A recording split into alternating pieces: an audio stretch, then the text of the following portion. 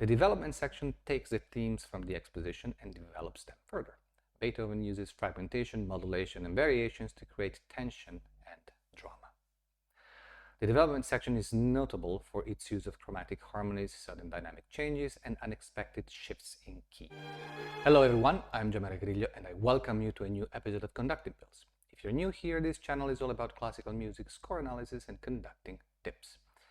It's been a while since my last video, and I would like to thank you all for your lovely comments and suggestions. One of them was for Beethoven's Third Symphony. So here we go with its first movement. The actual beginning of the development is at bar 166. The preceding bars, so 152 to 165, stretch the rhythmic and harmonic uncertainty of the end of the exposition until sforzando at bar 165 determines the moment of decision and finally begins the development. The character emerging from these opening bars is remarkably dark and lugubrious. There is a state of tension that gives the listener a sense that something big and powerful is going to take place.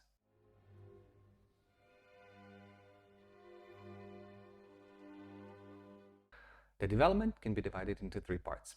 First section, bars 166 to 83, second section, 284 337, and third section, 338 397. If the two outer sections can be traced back to the established norms of the classical development, or further elaboration of the themes for the first and leading back towards the reprise for the third section, it is the middle section that represents a real anomaly by introducing a rambling episode, almost a seventh theme, with respect to the main line of development. The first section of the development from measure 166 to measure 283 is a real elaboration of the thematic material presented in the exposition. Right from the first bars, we can clearly recognize the second theme, measure 166-177, presented by the woodwinds and first violins in C major, on the pedal of G dominant of C, held by the horns and by the broken chords on C major triad of the second violins and viola. The novelty in this reprise of the second theme is given by the presence of a scalar figure that produces dissonant and harsh sonorities, harsh for the time of course, on bars 165, 173.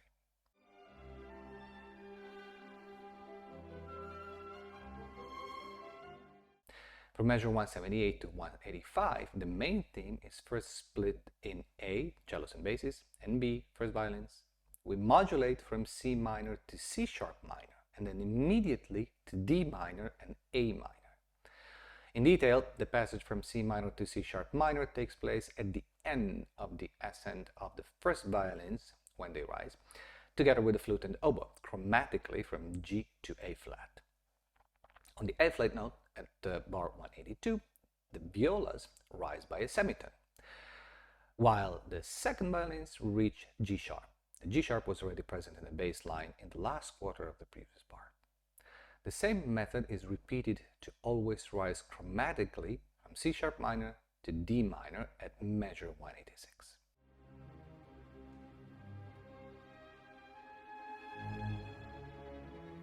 Subsequently, Beethoven, with his genius, juxtaposes four different elements we found in the exposition. The fourth theme, first violins, first theme, violas, cellos and basses, the syncopations, the second violins, and the fifth theme, the woodwinds and brass.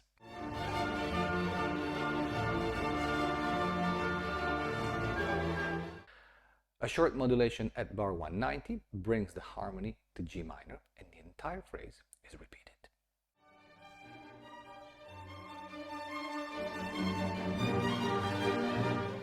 An extension of this section leads to resuming the second theme, in A flat major this time, up to measure 235. Several scalar figures produce harsh harmonic frictions.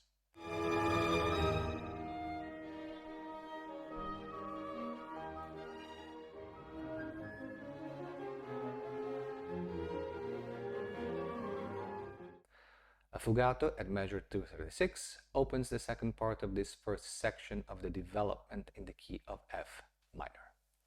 The fugato, measures 236-246, is based on the second theme, but with a counterpoint reminiscent of the rhythm of the fourth theme.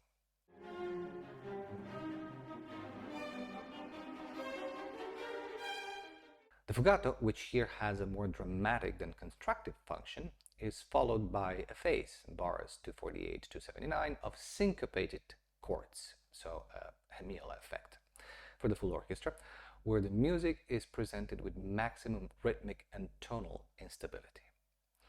In this phase, the keys of D minor, A minor, and E minor prevail. In particular, it is the last two keys that cause uncertainty about the main harmony. The climax is represented by the last four measures, 276 to 79, an inversion of the major seventh chord on F natural.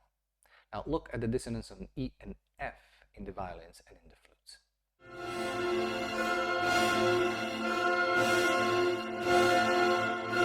Four bars 280 to 83 of dotted quarter notes in the strings with the dominant harmony of E minor lead to the second section of the development.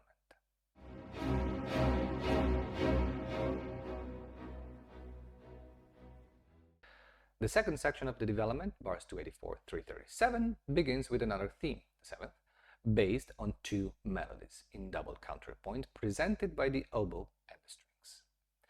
The theme is first played in E minor and then in the subdominant key of A minor.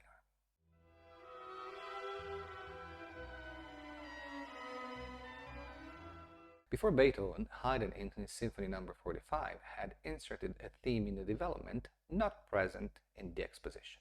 As a matter of fact, this new theme immediately comes into conflict with the first theme.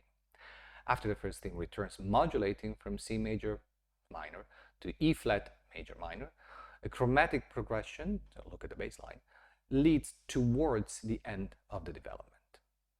However, from a harmonic point of view, the whole sequence that goes from measure 338 to measure 366 can be considered in the context of the key E flat minor. B flat major, bar 338, E flat minor, bar 342, A flat major, bar 346, D flat major, bar 350, up to C flat major of bar 362, 366.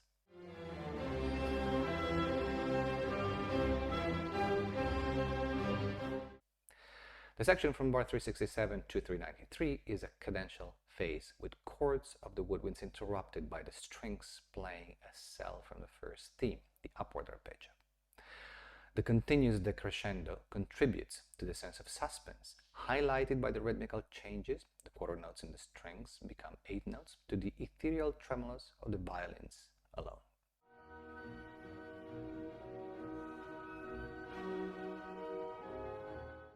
The harmony from C flat minor through the diminished seventh settles on the dominant of the tonic, B flat major, with the pizzicato of the strings on the B flat from measure 378. A pedal of dominant that lasts for 20 bars.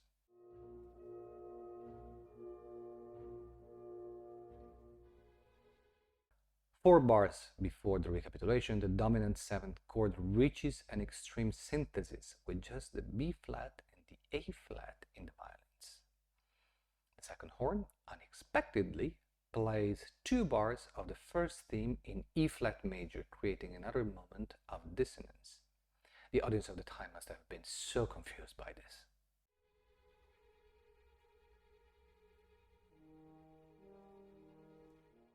Two full orchestra chords on the dominant seventh, B flat major 7, clear the way to the recapitulation.